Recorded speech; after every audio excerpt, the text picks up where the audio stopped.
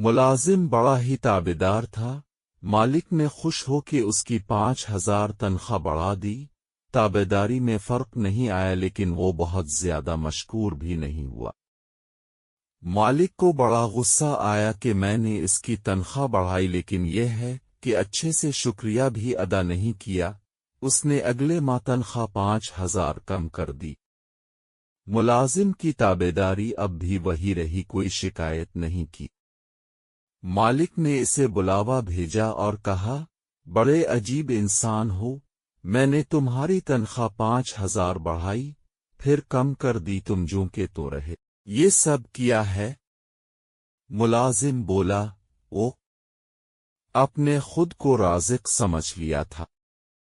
میرے ہاں بیٹا پیدا ہوا تو اس سے اگلے دن اپنے تنخواہ 5,000 بڑھا دی۔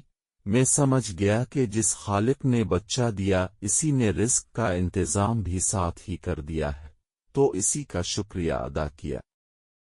پھر جس دن اپنے تنخواہ کم کر دی اسی دن میرا والد وفات پا گیا۔ میں نے جان لیا کہ وہ اپنا رزق اپنے ساتھ لے گیا، تو تب بھی اللہ کا شکر ادا کر کے مطمئن رہا۔ پھر بولا، صاحب، یہ روزی روٹی کے فیصلے کہیں اور ہی ہوتے ہیں، ہم تو بس ماہرے ہیں جنہیں آگے پیچھے کر کے اسباب پیدا کیا جاتے ہیں۔